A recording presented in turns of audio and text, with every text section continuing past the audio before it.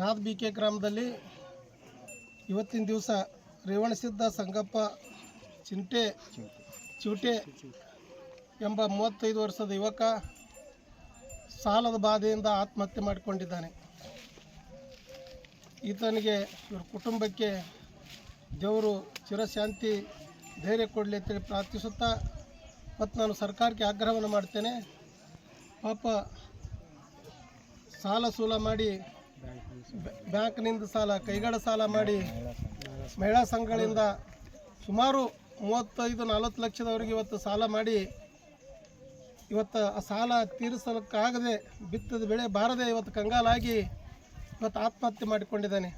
ನಾನು ಸರ್ಕಾರಕ್ಕೆ ಆಗ್ರಹ ಮಾಡ್ತೇನೆ, ಕೂಡಲೇ ಬಡ ರೈತನ ಕುಟುಂಬಕ್ಕೆ ಕೂಡಲೇ ಇವತ್ತು 25 ಲಕ್ಷ ರೂಪಾಯಿ ಅವ್ರಿಗೆ ಪರಿಹಾರ ಕೊಡಬೇಕು ತಿಳ್ಕೊಂಡು ಆಗ್ರಹವನ್ನು ಮಾಡ್ತೇನೆ.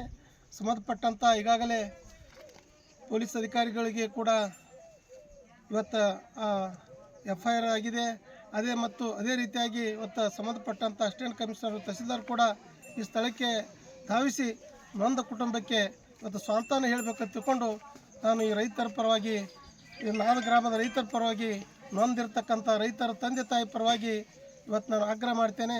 ಆ ಆತ್ಮಹತ್ಯೆ ಮಾಡಿಕೊಂಡಿರ್ತಕ್ಕಂಥ ಇವತ್ತು 35 ವರ್ಷದ ಯುವಕ, ಆತನಿಗೆ ಒಂದು ಗಂಡು ಮಗು, 5 ಹೆಣ್ಣು ಮಕ್ಕಳಿದ್ದಾರೆ. ಪಾಪ ಕಷ್ಟದ ಜೀವನದಲ್ಲಿ ಇವತ್ತು ನೊಂದು ಬೆಂದು ಇವತ್ತು ರೈತನ ಮಗ ಸಾಲದ ಬಾಧೆಯಿಂದ ಸಾಲ ತೀರಿಸಲಾರದೆ ಆತ್ಮಹತ್ಯೆ ಮಾಡಿಕೊಂಡಿದ್ದಾನೆ.